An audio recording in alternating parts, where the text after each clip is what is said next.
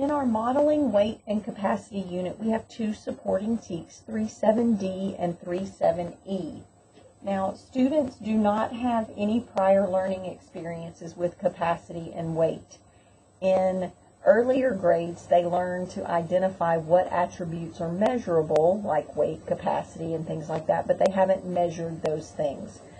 In first grade, they focus on length, but they don't focus on weight and capacity.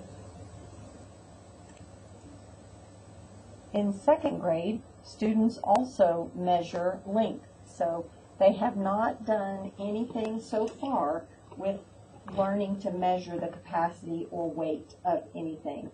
So let's talk about what we have to do in third grade.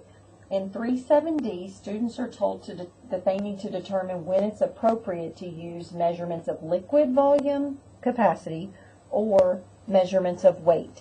So they're trying to learn, when do we measure the weight of something, when do we measure the capacity of something. So we're determining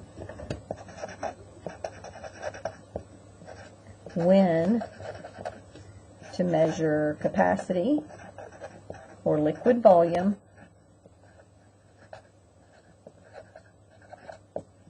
or weight.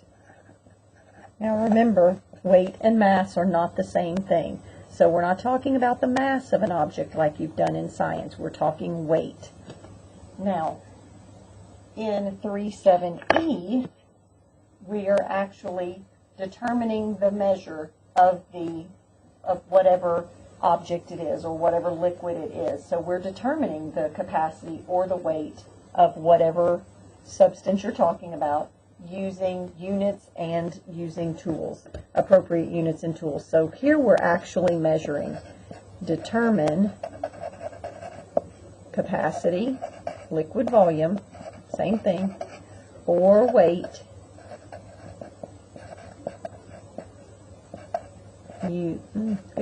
using tools and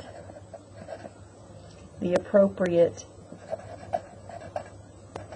unit.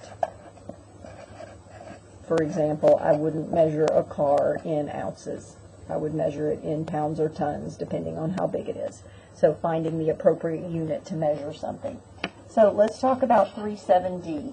Liquid capacity. That's understanding that we measure how much liquid something will hold with capacity. So we're measuring liquids in that case. Liquids can be measured both in customary or metric. So that's something we need to talk to kids about. We have a customary measurement system and we have a metric measurement system. We need to be using our STAR reference materials all the time so that they know what these units are. So we are using customary and metric. And then when we're talking about the weight, we're understanding that that's how heavy something is. So here we're really trying to understand, when is it appropriate to measure something's weight and when is it appropriate to measure something's capacity. So if I showed you a picture of a bottle of Sprite, we would be talking about the capacity that that bottle would hold. If I showed you a picture of an elephant, I'm not measuring the liquid capacity of an elephant. I'd be measuring its weight. So when is it appropriate to measure something's capacity or to measure something's weight? That's all this standard is about. Now, we want to make sure that we are doing this in problem-solving situations so that it's real world and it makes sense to them, so that they can understand why you wouldn't measure the capacity of an elephant. You would measure its weight because you're not going to fill it full of anything. You're going to measure its weight because you want to know how heavy it is. So we want to talk in real world settings, not just in generalities. It'll help them make better sense of what they are learning. Now, something that's really, really important and tends to trip kids up. It tends to trip lots of people up. There is a difference in fluid ounces and weight ounces. Fluid ounces measure capacity. They can look on their milk container or a bottle of water or a bottle of Sprite or whatever liquid. It has fluid ounces. This measures capacity. Ounces measures weight. Like they could look at a bag of chips and see how many ounces it weighs. So we need to understand the difference between fluid ounces and ounces that you use to measure weight, like 16 ounces in a pound. Christy has a funny song about that one.